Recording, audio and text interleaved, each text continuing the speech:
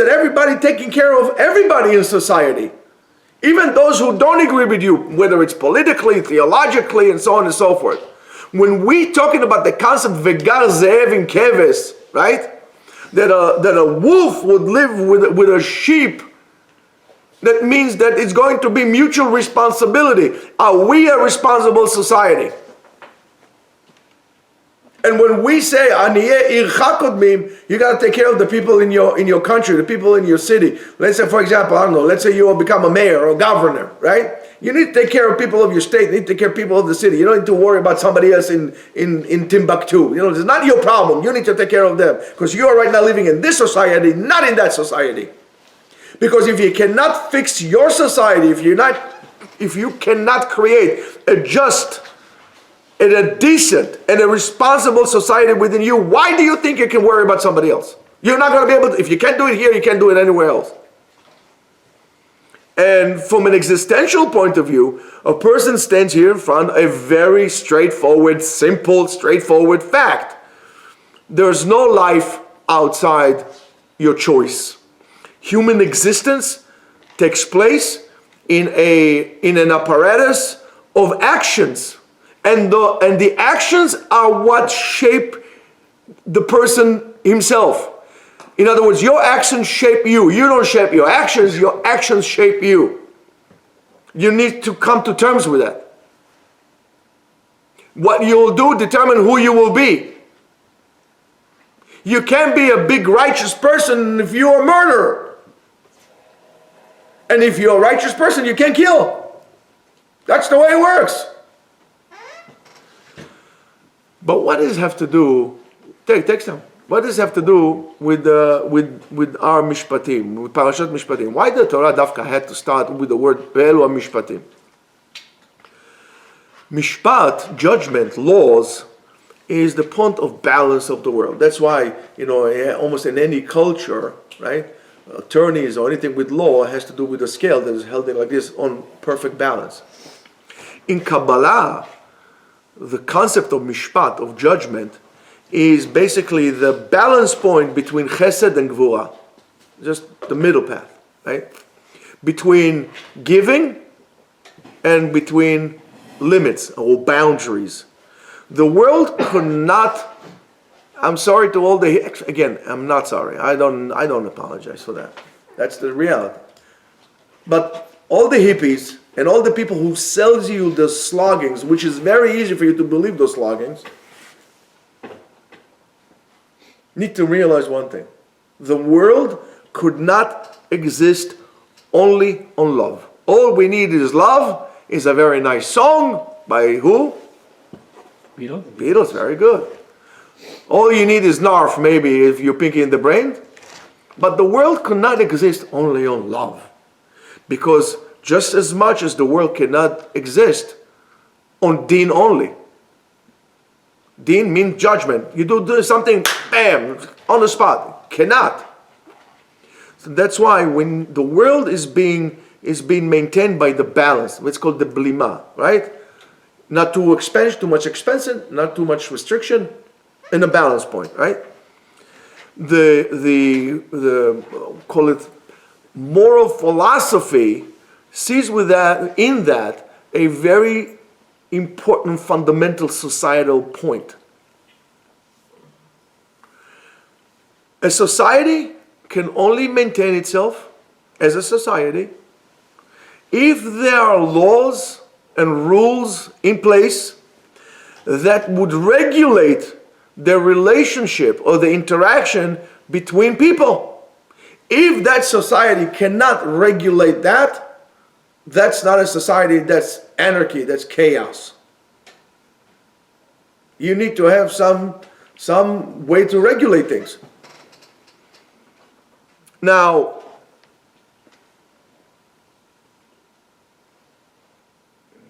justice is not just some kind of an abstract idea. It is a necessity. It's a condition that is necessary for mutual existence. We need to have justice, and then we can live together. And from the existential point of view, if we're going to add another layer, or no, maybe another deeper layer or different layer, mankind needs boundaries in order to really be free. It sounds like an oxymoron, but that's what it is. In order to be free, you need to have boundaries. Having no boundaries, having no limits, having no laws, having no police force, there's no meaning to the concept of choice. There's no meaning to the concept of choice. And without choice, there's no identity. You need to choose who you're going to be. And you will see that in our society, slowly, we're moving towards that concept of what is happening now in terms of no boundaries. In other words, do whatever you want. Nobody can tell you what you're doing is wrong. Do whatever you want. Together with this, do whatever you want, we are all losing our identity, and there's a great effort to erase our identity. Whether identity is as religious identity, as a nation, or even as gender. Erase the identities. Why? Because ultimately, I don't want you to choose. Because I want to choose for you. And it's in any institution, whether it's a religious institution, a secular institution, that does not allow you the self-expression, that is a thing that you need to stay away from it, because ultimately it's going to take away your free choice, is going to take your ability to think or to express yourself. And why in the world would you want to be in a place like this? There's no difference in that matter if you are in North Korea or you're somewhere in Bnei Brak. Any kind of a society that takes your ability to define yourself, that wants to erase this from you, who allows you no limits, no responsibility. And I'm going to tell you something. That's why everybody needs to work. Because when you need to work, you know that you are going to be responsible for what food you put on your table based on your effort. But when you don't have to work, when daddy has to pay for you, or your father-in-law has to pay for you, or the government has to pay for you, there's no responsibility. You can do whatever you want. You're going to get paid anyway. That becomes chaos. It's very unhealthy. And by doing so, we could reveal that Mishpat, in other words, judgment or law, is not just a set of laws, but rather it's the framework that allows life to get its form, to get its shape. Without limits, without boundaries, you are not alive. Your life is not considered to be life. And it says, "Ve'ele mishpatim asher tasim lifnehem," when it says, and these are the laws in which you're going to place, among them. Chazal and the Zohar both emphasize on the words ve'ele, and these are. In other words, mosif, they say mosif al harishonim, adds on the first one, on the early ones. The Kabbalistic meaning is that the social laws continue, or allow us to continue, the event of Har Sinai. In other words, not only prayer and spirituality are holy, also, and even more so, how you behave between one another. That behavior is also revelation of God. When you go to work and you say, I'm doing so, you understand why. You are interacting with God in yourself. All these things, the day-to-day things, could become a revelation of God in every single action that you do. In other words, in simple words, the Kabbalah teaches us that even more so, and even more so, you could find God more in your daily mundane things that you would find it in Har Sinai. God has taken away from us for about 2,000 years the Temple Mount, the ability to worship Him in such a way, to see the 10 miracles that happen every single day on the Temple Mount. We saw God in Har Sinai, and we rebelled right away with the golden calf. For 2,000 years, we were slaves. Our women were raped. Our daughters were sold to prostitution. For 2,000 years, we were kicked from one place to another. And our emunah is growing.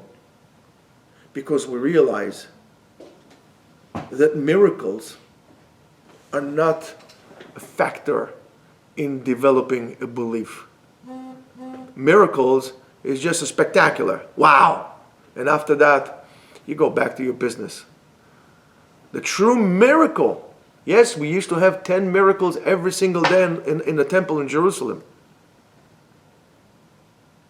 But by the way, even the Romans knew that Jerusalem belongs to the Jews. Now that's a different case. By the way, I'm going to tell you something. Anybody knows the word Palestinians, where it's coming from? Plishtim. Philistines. Yeah. You know what the word Philistines actually represents? Invaders.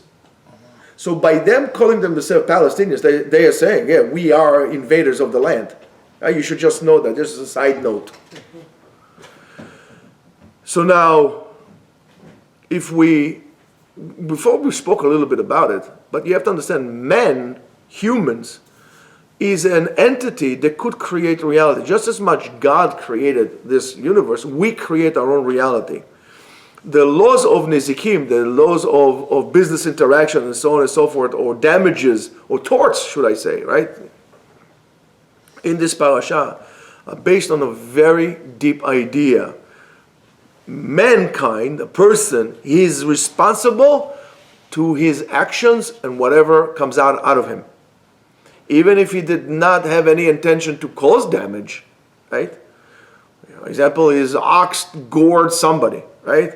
The pit that was dug, right? And somebody fell in. Or the fire that he said that spread out and burned somebody else's field. These are all expressions for actions or to show us that actions do not disappear. They don't exist in a vacuum. Actions have a result. And you should know that you should be very responsible and aware of what is it that you do. According to Kabbalah, every action in this world creates a movement in the spiritual, in the upper world. And this is how you affect your neshama, not only here, also there, by what you do and what you say, including things that you say about yourself. You got to be very careful. That's why you need to create a certain attitude of positivity around yourself, because that will be your reality, both in this world and in that world. You need to stay in touch with that. Nothing is it's just like in physics. There's no loss of energy. Nothing goes to waste. Everything has a reaction to it. Everything is being recorded. Everything that you say or do manifests itself. In philosophy, that comes out to the concept of responsibility. That is the concept of responsibility.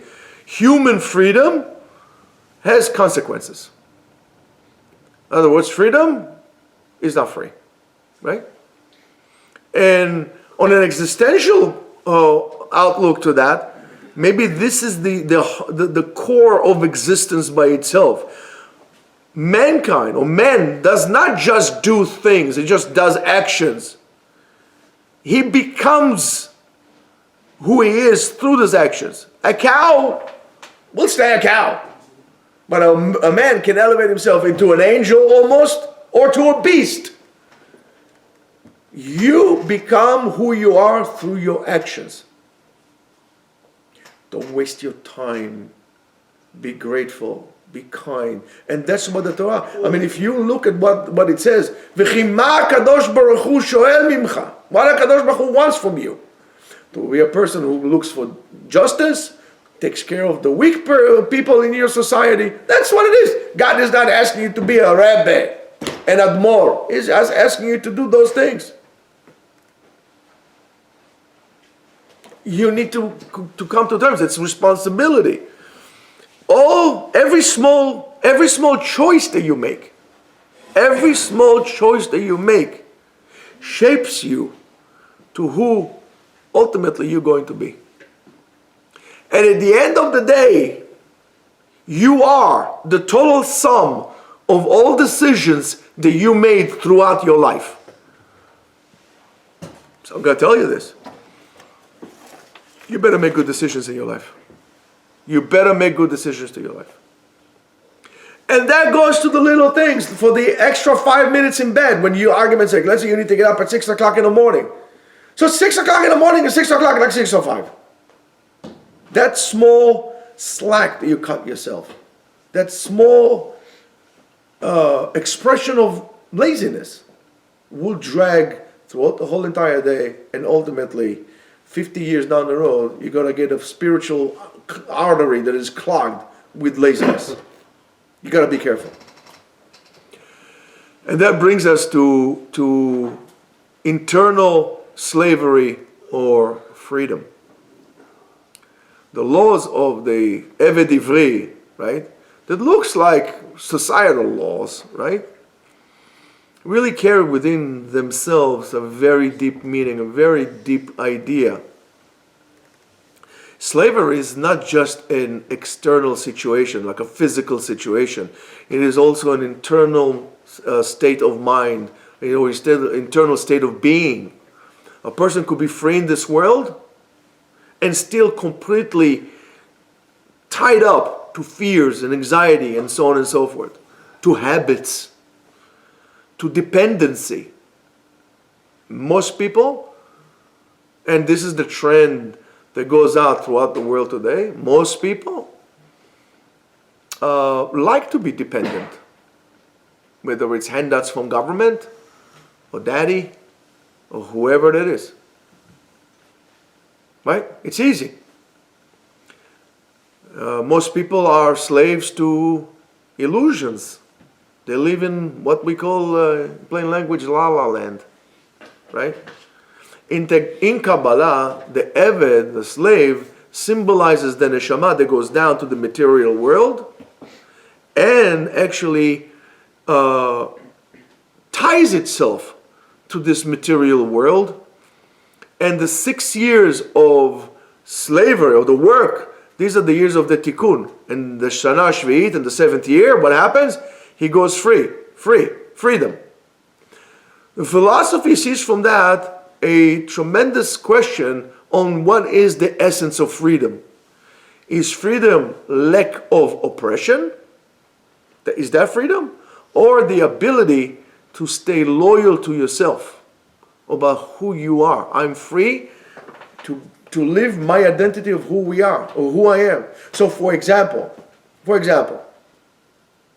if I really feel that, and it's something very silly, that really the best way to express myself, argument's sake, is, with a flannel shirt and a pair of jeans.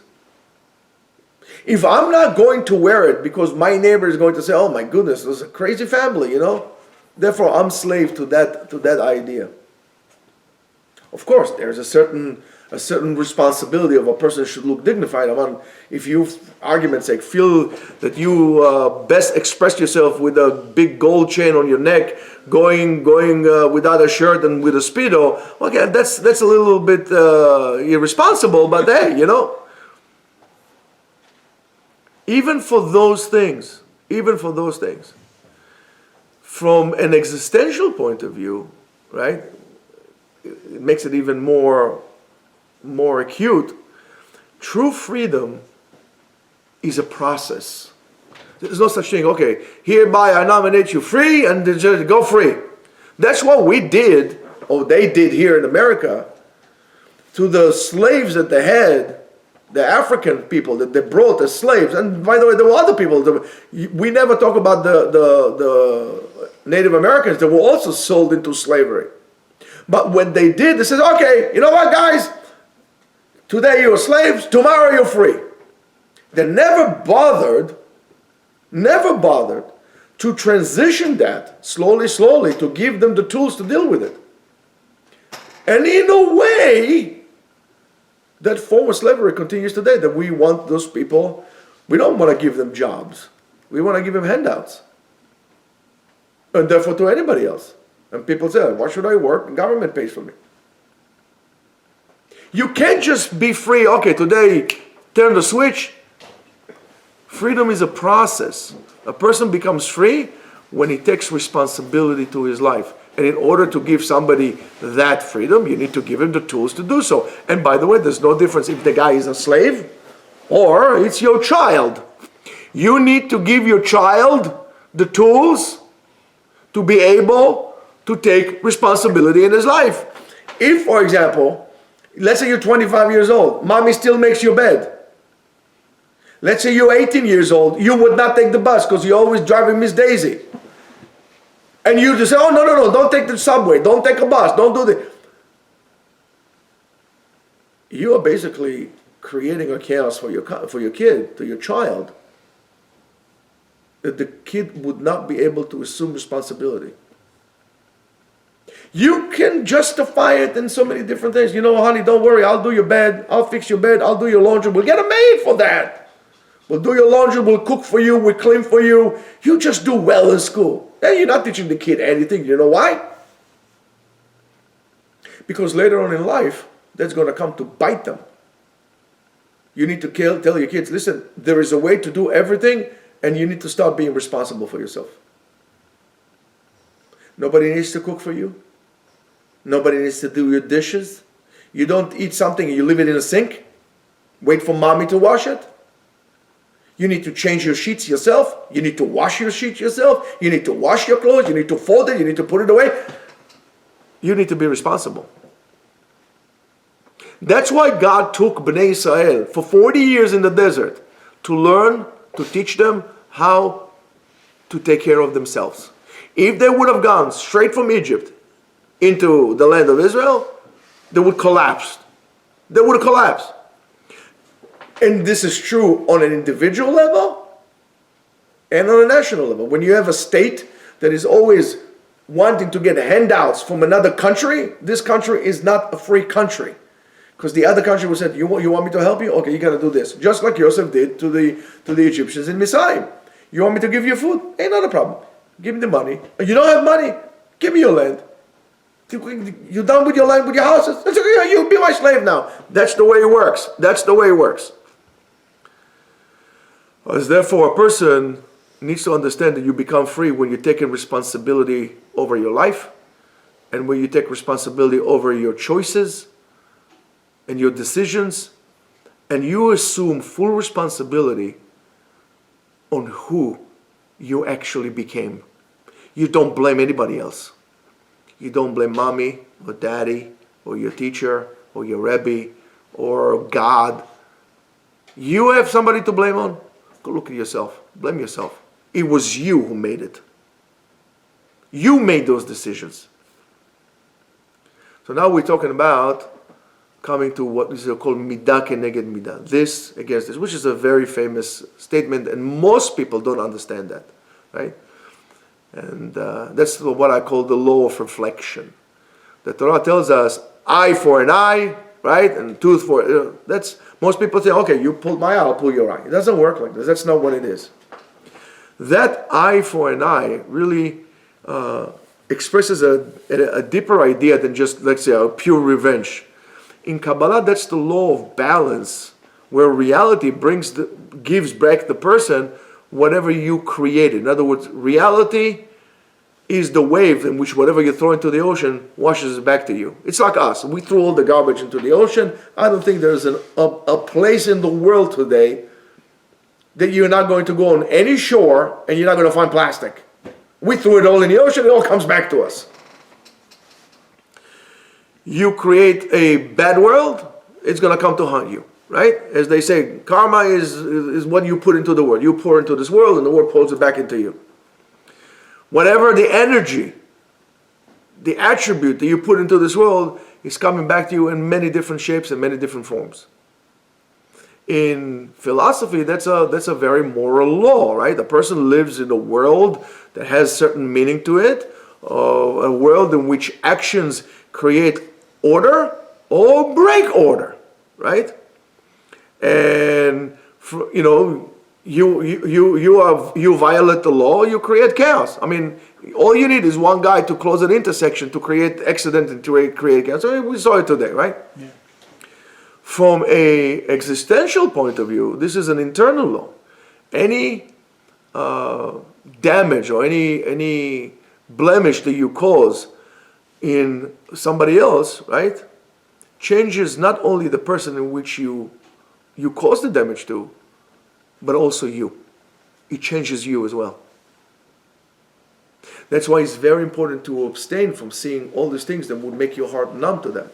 So when you hurt somebody else, you don't just hurt him, you hurt yourself. As we know about Lashon Hara, when you speak Lashon Hara, not only he that you spoke Lashon Hara gets damaged, you also get hurt. You hurt somebody, you'll be hurt yourself. So, any good that you do to someone also changes you to the good side. A person cannot escape the influence of his actions. Cannot escape the influence of his actions. And when we say Naaseh v'nishma, this is the choice that comes before we start to understand things. You tell us, we'll do it, then we'll understand. And at the end of the Parshat, that's what Bnei Israel says, Am Yisrael says, Naaseh v'nishma, we'll hear and we'll do. And which in a way is somewhat of a revolutionary statement. In a way, the natural way is first of all to understand and then to act, right? Mm-hmm. We'll hear and then we'll do. Here we say we'll do it, then we'll understand. Naaseh, first we'll do it, then we're going to understand. Usually it's the other way around, right? But here, it's different. And why is it different? Comes the Kabbalah and tells us this is the secret of continuing the continuity of the light that comes to this world by our actions. So when you do it like this, that's how you do it. In philosophy is also, which is a deep idea, because there are certain truths that are only going to expose only within life itself. Only within life itself. And this is the heart of existence. A person reveals the meaning of his life through the choices that he does and not beforehand. You cannot understand the meaning of life before you made the decisions because you live. So if you don't make decisions in life, you're not alive. The meaning does not come before life. Meaning is created within life. That's why you always need to do things. And don't sit batel, don't sit idle, don't do anything, because then you have no meaning in your life. And with all due respect, sitting down and flipping Instagram to no end, there's no meaning. You need to do something, learn something, create something, fix something. Always be in that action. That will give you meaning to your life. Parshat Mishpatim teaches us that the place in which spirit really manifests itself, as I said to you before, is not in those great moments, but even more so in the small details. As Einstein said, God is with the details, right? Yeah. How does a person speak? How does he pay? How does he act when nobody sees him, when he is there alone? How does he treat the weak ones in society? The Kabbalah calls it to bring down the light into the chomer, into the materialism, right? And you could also call it to really manifest values and virtues in reality, right? You take some kind of an idea and you make it a real thing. It's a for example, we have to take care of the weak one in our societies, right? So okay, it's a nice statement, Chazak Baruch, very good. But what are you doing for it? Are you helping? Are you creating a chesed organization that helps the people? What are you doing? Nice words. But where's your action? So that's the translation between the transaction, or transition, should I say, between words to action. And this world is the word that we need to act, is in this world. And Ma'amad Har Sinai, right? Bring us to a very special place. If you live this kind of life, right? If you want to live authentic life, within the day-to-day, you need to have the proper tools. Only through that, when you live, you can actually meet yourself. Most of us don't know who we are. So you need to live real life. And this, what happens in Ma'amad Har Sinai, is a moment of absolute truth. That was the truth. Parashat Mishpatim is the translation of this truth. And that's why we are so obsessed, so-called, with laws, with halacha, and so on and so forth. Because we want to translate, transform the truth of God's existence into this world through the words that He gave us, through the halachot that He gave us. You cannot live truthful life if you don't follow God's word. Because God is the ultimate truth. What do we say? HaKadosh Baruch Hu, emet, Torato emet, v'chotamo emet. God is the truth, His Torah is the truth, and His seal is the seal of the truth. And we need to understand that. Parashat Mishpatim teaches us that the way to spirituality is not by escaping from the world, but rather in fixing this world, and that holiness, or feeling holy, is not just an experience, but even more so, it is a responsibility. Parashat Mishpatim teaches us that man or person is not being measured by his great moments of inspiration, some great moment of inspiration, but rather by the choices that he makes within reality, within the day-to-day. Kabbalistically, any action that you do fixes the world, fixes worlds. Philosophically, every action that you do can fix your or ruin your society. Are you done? Or are you falling asleep on me? Mm-hmm. Existentially, every action shapes you, yourself.